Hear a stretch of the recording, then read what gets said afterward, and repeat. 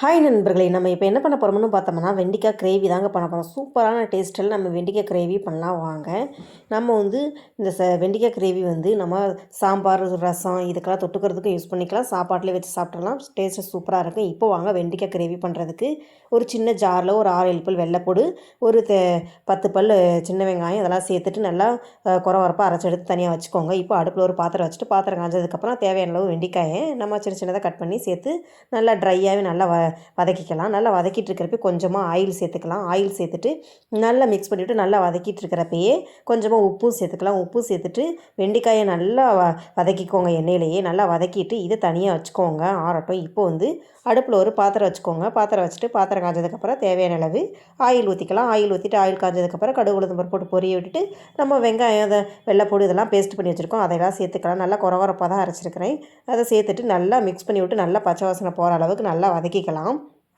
பாருங்கள், வெங்காயம் வெள்ளைப்பூடு எல்லாம் அப்படியே கொரகொரப்பாக அரைச்சது தெரியுது பார்த்தீங்களா? நல்லா பச்சை வாசனை போகிற அளவுக்கு நல்லா வதக்கிட்டு இப்போ வந்து ஒரு 2 தக்காளியை கட் பண்ணி வச்சுருக்கிறேன், அதையும் சேர்த்துக்கலாம். அதையும் சேர்த்துட்டு நல்லா 2 பரட்டி விட்டு நல்லா மிக்ஸ் பண்ணி விட்டு தக்காளியை நல்லா வதக்கிக்கலாம். நல்லா வதக்கிட்டு இருக்கிறப்பே ஒரு கொத்து கருவேப்பிலை சேர்த்துக்கிறேன். தேவையான அளவு உப்பும் கல்லுப்பும் சேர்த்துக்கிறேன். சேர்த்துட்டு நல்லா கலந்து விட்டு தக்காளியை நல்லா வதக்கிக்கலாம். ஒரு மூடி போட்டு வச்சு எடுத்துக்கலாங்க தக்காளி வதங்குறதுக்கு. பாருங்கள், மூடி போட்டு வச்சு எடுத்தாச்சு. நல்லா குழைவாக நல்லா வதங்கிருச்சு. இப்போ வந்து நம்ம அந்த கரண்டிலேயே நல்லா மசிச்சு விட்டு நல்லா வதக்கிக்கோங்க. நல்லா வதக்கிட்டு இப்போ வந்து நம்ம வதக்கி வச்சுருக்கிற வெண்டைக்காயை இதெல்லாம் சேர்த்துக்கலாங்க. பாருங்கள், வெண்டைக்காய் எல்லாத்தையும் சேர்த்துட்டு நல்லா மிக்ஸ் பண்ணி விட்டு நல்லா கலந்து விட்டுக்கோங்க. நல்லா கலந்து விட்டுட்டு இப்போ வந்து மசாலா ஐட்டம் எல்லாம் சேர்த்துக்கலாங்க. மல்லித்தூள் வந்து ஒரு 2 ஸ்பூன் சேர்த்துக்கிறேன். மிளகாத்தூள் வந்துட்டு ஒரு 2 ஸ்பூன் சேர்த்துக்கிறேன். மஞ்சத்தூள் கொஞ்சமாக சேர்த்துக்கிறேன். நீங்கள் தேவையான சேர்த்துக்கோங்க, இல்லைன்னா கட் பண்ணிக்கோங்க. எல்லாம் சேர்த்துட்டு நல்லா மிக்ஸ் பண்ணி விட்டு மசாலா எல்லாத்தையும் நல்லா வெண்டைக்காய் எல்லாமே நல்லா மிக்ஸ் ஆகிற மாதிரி நல்லா கலந்து விட்டுக்கோங்க. நல்லா கலந்து விட்டு மிக்ஸ் பண்ணி விட்டுக்கோங்க.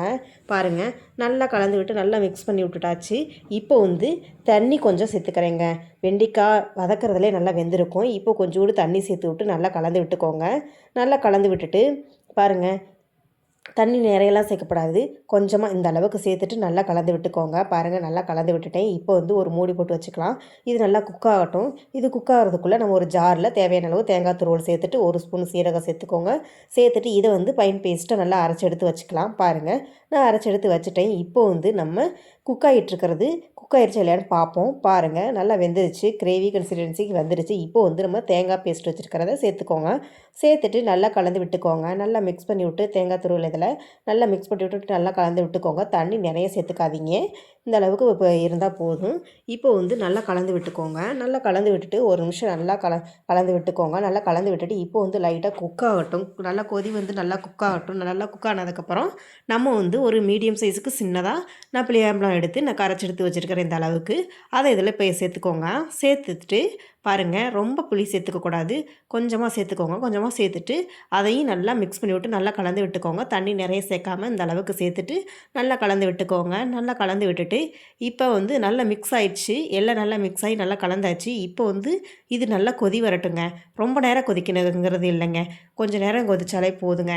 இப்போவே கிரேவி மாதிரி தாங்க இருக்குது. ஒரு மூடி போட்டு வச்சு எடுத்துக்கலாங்க. நல்லா எண்ணெய் பிரிஞ்சு நல்லா கொதி வந்து வெண்டைக்காய் கிரேவி ரெடி ஆயிடுச்சுங்க. இப்போ வந்து மல்லித்தழையை தூவி விட்டுக்கலாங்க. தூவி விட்டுட்டு அடுப்பை ஆஃப் பண்ணிக்கோங்க. அவ்வளோதாங்க, வெண்டைக்காய் கிரேவி ரெடிங்க. இப்போ எல்லாத்தையும் நல்லா மிக்ஸ் பண்ணி விட்டு நல்லா கலந்து விட்டுக்கோங்க. அவ்வளோதாங்க, வெண்டைக்காய் கிரேவி சூப்பரான டேஸ்ட்டில் ரெடி ஆயிடுச்சு. இதை வந்து நம்ம ஒயிட் ரைஸில் வச்சு சாப்பிட்டு பார்த்தா டேஸ்ட் சூப்பராக இருக்கும். ஒயிட் ரைஸுக்கும் சூப்பராக இருக்கும், ரசம் சாம்பார் எதுக்கும் தொட்டுக்கிறதுக்கும் யூஸ் பண்ணி பாருங்கள், அதுக்கும் சூப்பராக இருக்கும். வீடியோ பிடிச்சிருந்துச்சுன்னா கேபி தேவ் சேனலுக்கு சப்போர்ட் பண்ணுங்கள் நண்பர்களே.